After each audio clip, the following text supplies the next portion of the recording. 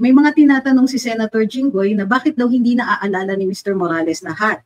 So when he was asking, he asked about yung line of questioning niya ay tungkol una dun sa Rizal Tower Building, kung 4C ba yan or 46C.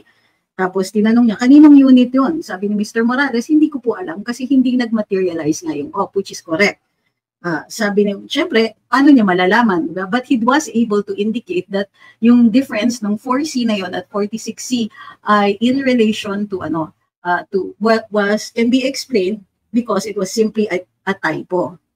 Naakusahan siya ni Senator Jinggoy na yun nga, bakit gano'n, yung mga ibang detalye hindi mo alam, pero naaalala mo certain things.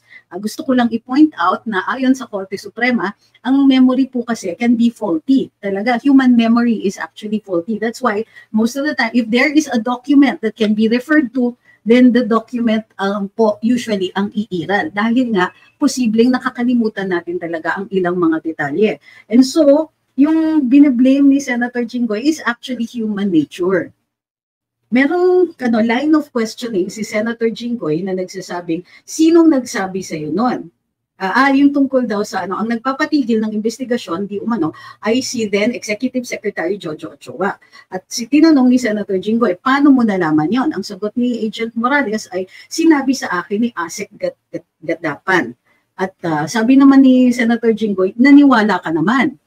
Sabi niya, syempre siya yung aking superior officer, then of course tatanggapin niya yon. Ang sabi ni Senator Jinggoy, that is hearsay that will not stand up in court. Mali po yon. Okay, I want to make this very clear. Hindi po kasi tinatanong o yung nature ng Senate inquiry na ito ay hindi ukol doon sa whether or not itong mga taong to ay Maricel Soriano and a certain politician named Bongbong Marcos were actually doing this, di ba? And hindi rin tinatanong kung may totoo yung sinasabi ni Gadapan kay Mr. Morales. Hindi yun yung issue ng questioning. But whether or not these things actually happen, kung sinabi talaga ni Asek yon sa kanya. So meron pa siyang nire-raise. So he is not testifying on the truth or falsity of what Asek Gadapan told him. But he is testifying that that Asek, the deceased Asek, then told him these things. Nakikita niyo po yung pagkakaiba. So the first is that, totoo ba yan? Tinatanong ni ang Senator Jinggoy was holding Mr. Morales responsible for the truth or falsity of what Mr. Gadapan said. Kasi sinasabi niya, hearsay lang yan. Hearsay daw ni Asek yung sinasabi ni Mr. Morales, and therefore it will not stand up in court. But that isn't the point. Mr. Morales was narrating his experience. Totoo na kinausap siya. Totoo na ito ang sinabi. As to whether or not totoo yung sinabi ni Mr. Gadapan, hindi yan ang responsibility ni Mr. Morales. Ang sinasabi niya ay ito ang sinabi sa akin. Okay, yan, magandang hapon. Ako po si Trixie Cruz Angeles, ito ang Luminous. Medyo mabilis po tayo ngayon kasi actually kaya ako nag-live. Iniintay ko yung 5 o'clock press conference doon sa Maisog. So, but in the meantime, pag-usapan po natin itong nangyari sa PIDEA Leaks inquiry ng ating Senado. So, highlights lang po muna. We will have probably a second live later on para dun sa ibang mga issues that you could raise here that we can answer later on. Okay, ano yung mga pinakabumangga sa isip natin? 2 major highlights for this afternoon's discussion. Number 1, yung pag-include ng pangalan ng unang ginang doon sa testigo nitong si former agent, PIDEA agent Morales. Ang sinasabi niya is after the last hearing, siya daw po ay kinausap, pinuntahan siya sa bahay ng isang, wait lang, yung notes ko na wala. Dali lang po ha, Romy Enriquez. Ito, pinuntahan siya sa bahay ng isang nagngangalang Romy Enriquez na kaibigan niya. At habang nandun siya sa bahay on about April 30 or May 1st, sinabi ay mayroong ang gustong makipag-usap sa kanya at sabi niya sa introduction niya ay inaareglo siya. So, in the words of Mr. Morales, may nagpunta sa akin sa bahay, ito po ay inaayos ako. Allegedly by the camp of a certain James Kumar and Liza Marcos to a common friend named Eric Santiago alias Picoy. Ang pagkakaalam ko po dito, taga Napolcom ito. At ang kapatid po nito ay isang PDEA Drug Enforcement Officer. Nakuha po sa bahay ng CCTV yung kanyang kasi naka-video call. Sabi niya, at ako, ayun, di umano, itong si James Kumar, interesado sa akin at naging subject ng kanilang three-way conversation na ako ay wag nang magsalita.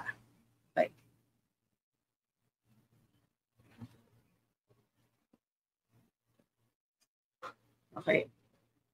Meanwhile, so ito nga yung sinasabi natin, so dito sa kanyang testigo, may kausap siya, yung kausap na yon pinaparinig sa kanya yung three-way conversation between a certain Eric Santiago, or alias Picoy, at saka may isang, allegedly, Lisa Marcos. Sinasabi niya allegedly. Dahil syempre hindi niya nakita because it was supposed to be a video call, pero hindi niya nakita. So, sabi So, medyo bago yung even Senator Bato was saying bago tong issue na to, at nagpatawag siya nung ilang mga tao na supposedly involved dito. Notably, hindi po binanggit ang pangalan ng unang ginang or that certain Lisa Marcos na pinapatahimik na lang siya. Habang during that conversation, may mga nabanggit rin tungkol sa pag-unalive din kasi may possibility daw na ma-unalive itong si Mr. Morales. So, what was interesting is nabanggit po ito during the time na nagtatanong o nagki-question si Senator Jinggoy Estrada, which brings us to our second issue. Apparently, si Senator Jinggoy misappreciates first, the nature of the inquiry, and second, makes conclusions na wala naman po doon. Halimbawa, ang sabi ni Senator Jinggoy, he was talking about, si Mr. Morales was talking about being called to Malacanang by Police Director Felizardo Serapio. Pumunta daw sila sa Mabini Hall. Pinatawag siya doon at pinag-report. Dala niya yung PowerPoint at saka mga documents where he made the presentation for about 4 hours. Ang reason dun sa pagpapatawag sa kanya ay dun nga sa paghuhuli daw, nagkakaroon ng disagreements between Malacanang and the PDEA authorities apparently, o yung mga PDEA agents tungkol dun sa mga hinuhuli nila. And na-instructan daw siya na yung mga hinuhuli nila ng mga Chinese ay mga okay naman ng mga citizens. At according to Mr. Morales, ang mga pinahuhuli daw sa kanila ay yung mga piso-piso. That was his term.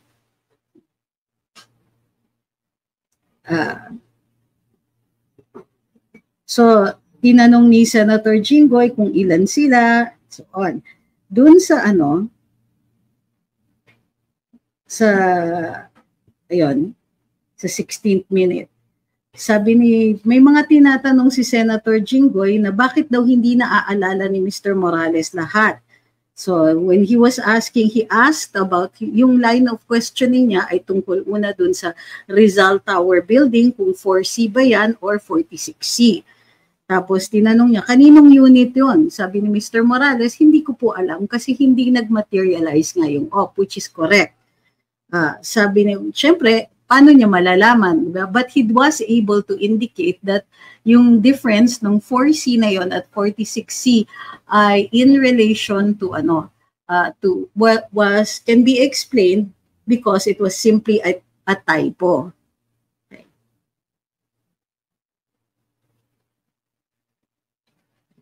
So, naakusahan siya ni Senator Jinggoy na yun nga, bakit ganon, yung mga ibang detalye hindi mo alam, pero naaalala mo certain things.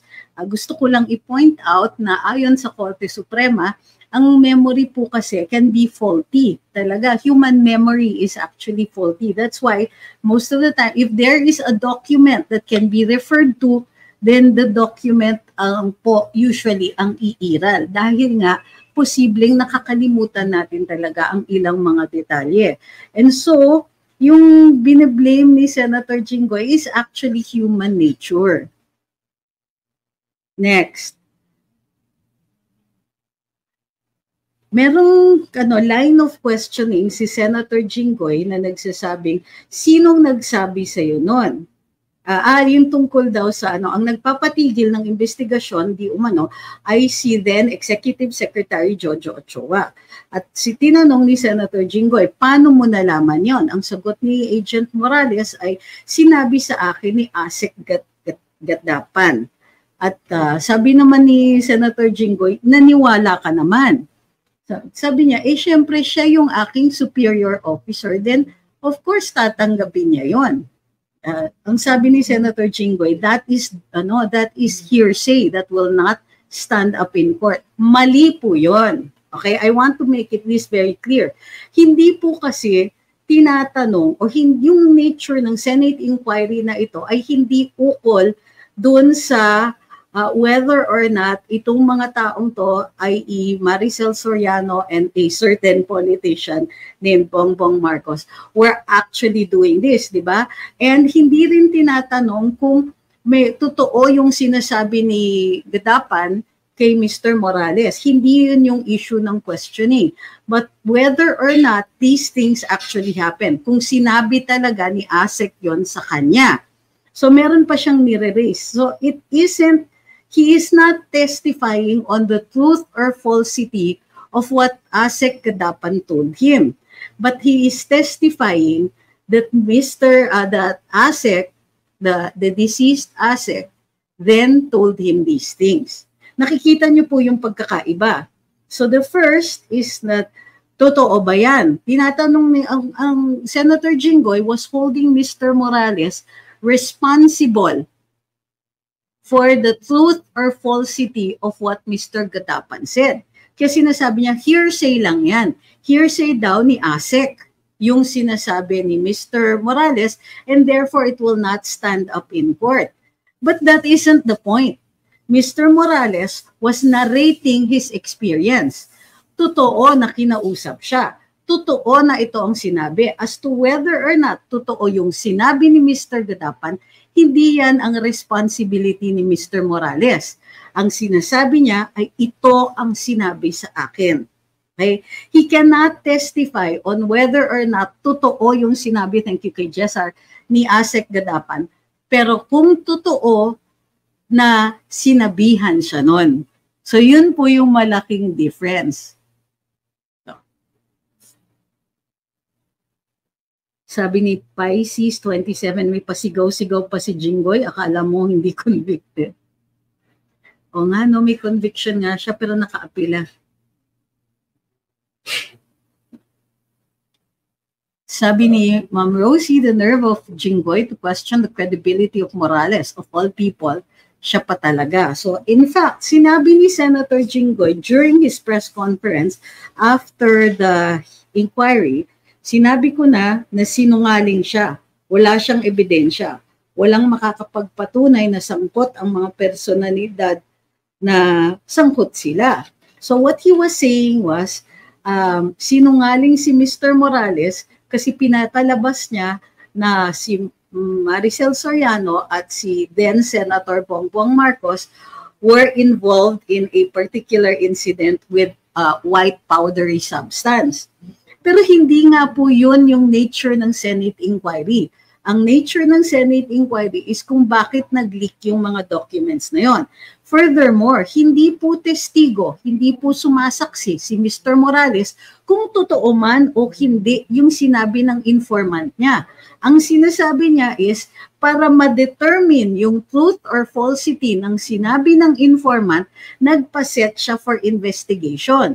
Ang investigation nga po ang paraan para ma-determine kung totoo yung sinasabi ng informant or kung ito ay masusuportahan ng ebidensya. At kung later on yung ebidensya na yon ay masusuportahan ang isang kaso for violation of the Dangerous Drugs Act. So, nakikita nyo po yung difference. Dito po kasi, dun sa inquiry, tumatawid-tawid sila sa iba't ibang mga line of questioning. Ang parati nilang hinohold si Mr. Morales responsible for something that he does not claim to be true. Ang sinabi ni Mr. Morales, simple lang. May informant. Itong informant, kinuha ko yung statement. Base dun sa statement, and allegedly may pictures, nag-file siya ng request for investigation. Itong request for investigation na yon ay dininay, despite the completeness of that respect, that request. So, nag-raise ngayon ng iba't ibang issues. Number one, bakit nag-leak yung request for investigation na yon? And kung tunay ba yung request na yon o hindi. According to Senator Bato de la Rosa, for him, as far as he's concerned, tunay yung request for investigation. Now, the truth of kung tunay yung document na yon, it does not mean na totoo yung events. Okay? Hindi ibig sabihin yon na totoong may white powdery substance at involved itong dalawang personalities na ito. What it means is that there was a request for investigation and it was denied. The question is, why was it denied? Why was there an order supposedly from the executive secretary na wag ituloy yung investigasyon na yon? One of the conclusions you can draw from that is that it might unearth an actual crime. Yeah. So, yun po yun. Ang problema, itinatawid nga nila, they're making Mr. Morales responsible for whether or not talagang may incident na ganon doon sa sa condominium. That wasn't his point. The point is that he asked for an investigation and it was denied. Therefore, the question is, one, was that investigation denied? And two, can an investigation still be conducted on these two personalities? Because it involves a crime and that crime has not yet prescribed. Right? Ibig sabihin, pwede pang i-file sana yung kaso na yon if there are still if it can still be proven using other evidence. Hirap ng patunayan ngayon kung meron actual involved na white powdery substance. Ang crime is no longer the drug use, but corruption. Possibly violation of the Anti-Graft and Corrupt Practices Act. Dahil nga, may posibleng may nabayaran, may force, may intimidation, whatever, or malfeasance or non-feasance doon sa PIDEA. Naintindihan niyo na? So it isn't about anymore about whether or not there was drug use, but the corruption that was involved in barring that investigation to begin with. Okay? Tapos, yun nga, kaya maganda na umupo doon si Senator Chis Escudero para i-explain yung ganitong palakad. Halimbawa, di ba, ang sinasabi niya is, parang mali yung konteksto. Bakit parang kino-cross-examine si Mr. Morales on whether or not totoo yung sinabi ni Gadapan. What Mr. Morales was testifying to was that it was Asek Gadapan who told him to stop, and who told him that the person who directed the disallowance of the investigation was from Malacanang. Okay. So bakit siya yung pinapagalitan? Ngayon sabi ni Adrian, Attorney Jinggoy, attorney at large, uy grabe, hindi naman. Pero he misappreciated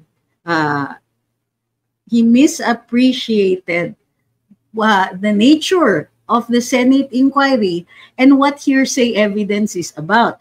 Ngayon, kapag hearsay, hindi yan necessarily binabar. Okay, kunwari sa hearing, sa court, may nagte-testify. Mr. Witness, how do you know that the white powdery substance was actually ganito? Sabi niya, oh, the person who was selling it to me told me it was. So sasabihin ng objection, hearsay. Sabihin ng nung prosecutor, Your Honor, we are not presenting this evidence as to the truth or falsity of what the persons are saying, but as to the fact that this incident happened. So, okay, we will allow that sasabihin ng judge. Ganun po ang nature ng hearsay evidence. Hindi yan komot sinabi ng isang tao, ay narinig ko ito, ay automatically barred yan. Ay allow yung evidence na sinabi ng taong to, sinabi ni X, sinabi ni witness, sinabi ni Mr. Morales, Mr. Gadapan told me this. Okay? Hindi sinasabi na totoo yung sinabi ni Mr. Gadapan, sinasabi ni Mr. Morales, siya ang nagsabi nito sa akin. Sabi ni Adorobel, kung gusto ni Morales manira, bakit ngayon pa na presidente makakalaban niya? Dapat noon pa. Eto, okay, sige, yan. Let's deal with something like that, with that particular issue. Hindi lang po siya. Actually, yung mga tao who are speaking in spite of the dangers to their lives, gain a certain amount of credibility. Halimbawa, di ba? Yung mga tao na nakikita mo na halos walang gain. For example, Attorney Glenn Chong, ang inaaway niya yung administrasyon, inaaway niya very powerful people. At there is no clear gain dito. Sino ang magbabayad sa mga katulad ni na Attorney Chong, ni na Agent Morales? Hindi po nasa poder yung mga taong pwedeng sumuporta sa kanila. The people whose interests lie in his testimony are not people in power, nor are they people who have that much money. Kailangan kung sila po ay magsasabi na hindi ka credible dahil ganito, it isn't about character, kasi yun po ang main part ng pag-question ni Senator Jinggoy. Puro yun narinig na natin in the first inquiry, di ba? Ang sabi is, you were suspended, or you were dropped from the rolls. Kailan ka dropped from the rolls? Kailan ganito? Kailan ganyan? All of this natalakay na in the first hearing at na-i-explain na ni Mr. Morales na hindi po nagkatugma yung time na pag-drop sa kanya ng rolls, wala pa siyang notice nung time na nag-apply siya. So there is a discrepancy in the date. Kahit sabihin pa na na-drop na siya from the rolls, hindi pa considered yon dahil hindi pa niya natatanggap yung kanyang notice. Bukod pa dyan, even if there are existent cases against him, tama yung sinasabi niya na hindi ibig sabihin nun guilty siya. Dahil nasa saligang batas natin, the presumption is of innocence. Kailangan ang patunayan ay guilt. Kapag may hearing ka, yun po ang time na dinedetermine kung guilty ka o hindi. So habang wala pang pronouncement ang hukuman kung siya po ay guilty o hindi, then he is considered innocent. Pero ang sinasabi ni Senator Jinggoy is, I want to tell you what who you are.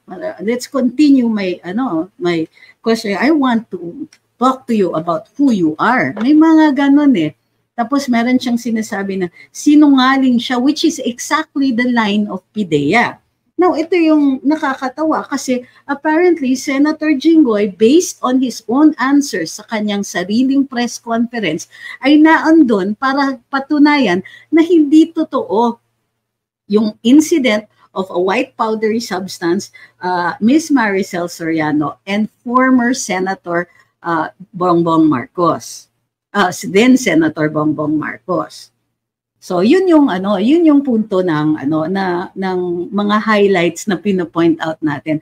Ayoko po kasi masyadong magtagal kasi nga may press conference yung maisog and ayoko pong tumawid.